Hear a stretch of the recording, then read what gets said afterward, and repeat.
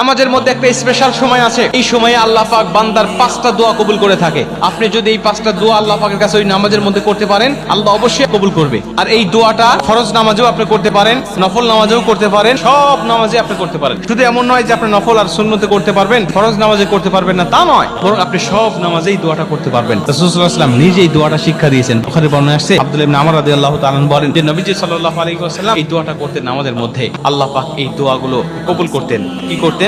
আল্লাহ পাক তাকে ক্ষমা করতেন, তাকে হেদায়েত দিতেন, আল্লাহ পাক তাকে রহম করতেন, আল্লাহ পাক তাকে রিজিক দিতেন এবং আল্লাহ পাক তাকে সুস্থতা দান করতেন। আল্লাহ তাকে এই 5টা নিয়ামত তাকে দান করতেন। নবী সাল্লাল্লাহু আলাইহি ওয়াসাল্লাম 2 সিজদার মাঝখানে দোয়াটা করতেন, আল্লাহুম্মা গফিরলি ওয়ারহামনি ওয়ারযুকনি ওয়াহদিনি ওয়াআফিনি। এই ছোট্ট 5টি দোয়া আল্লাহ পাকের কাছে করে ফেলতেন আর আল্লাহ পাক তখন তার হাবিবকে এগুলো দান করে দিতেন। নবীজি বুখারীর বর্ণনায় বলে যে হ্যাঁ, তোমরা এই আমলগুলো করো, এই ছোট্ট আমলটা করো। 2 সিজদার মাঝখানে এক সিজদা থেকে উঠে সঙ্গে সঙ্গে অন্য সিজদায় চলে যাও না, একটু বসো, একটু সোজা হয়ে বসো। বসে তুমি আল্লাহর কাছে বলো, আল্লাহুম্মা গফিরলি, আল্লাহ আপনি আমাকে ক্ষমা করেন, ওয়ারহামনি ওয়ারযুকনি ওয়াহদিনি ওয়াআফিনি, আল্লাহুম্মা গফিরলি, আল্লাহ আপনি আমাকে ক্ষমা করেন, আপনার ক্ষমা আমার দরকার। আপনি আমাকে ক্ষমা না করলে কে আমাকে ক্ষমা করবে বলেন? আল্লাহ আমার গুনার দিকে না তাকিয়ে আপনার দয়ার দিকে তাকান, দয়ার দিকে তাকিয়ে আপনি আমাকে ক্ষমা করে দেন। ওয়ারহামনি, আপনি আমাকে রহম করেন, আপনি আমার উপরে দয়া করেন। আপনার দয়া ছাড়া তো আমি জান্নাত যেতে পারবো না। আমি যত বড় হাজি হই, যত আমল, যত আবেদ বান্দা হই না কেন, আমি আপনার দয়া ছাড়া তো জান্নাতে যাওয়া কোনোভাবেই সম্ভব নয়। আল্লাহ আপনি আমাকে মাফ করেন,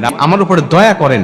এবং আল্লাহর কাছে বলবেন, আল্লাহ ওয়ারযুকনি, আমাকে রিজিক দান করেন। আপনি হালাল ভাবে আপনি আমাকে রিজিক দান করেন। আল্লাহ আপনার ধন ভান্ডারে তো রিজিকের কোনো অভাব নাই।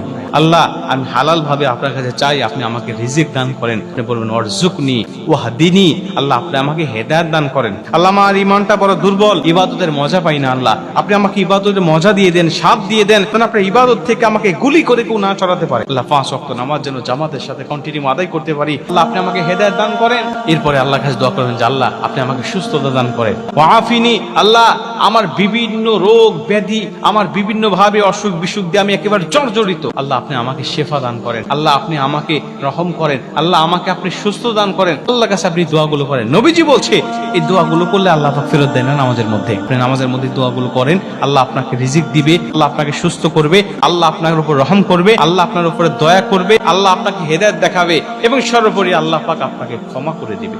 প্রিয় ভাই, নামাজের মধ্যে ছোট ছোট দোয়াগুলো করবেন, দেখবেন যে নামাজের মধ্যে মজা পাবেন, স্বাদ পাবেন। তাড়াহুড়া করবেন না নামাজের মধ্যে, নামাজটা ধীরে সুস্থে ভাবে পড়বেন। তাড়াহুড়া করলে নামাজের খুশু নষ্ট হয়ে যায়, আর নামাজের খুশু নষ্ট হলে সেই নামাজ আপনাকে কল্যাণ বয়ে নিয়ে আসবে না। আল্লাহ বলছেন কদ আফলাহাল মুমিনুন আল্লাযীনা হুম ফি সালাতিহিম খাশিউন, সফল মুমিন তো তারা যারা নামাজ পড়ে খুশু এবং খুশুর সাথে, খুশু এবং খুশুর সাথে যারা নামাজটা আদায় করে তারা হলো সফল মুমিন।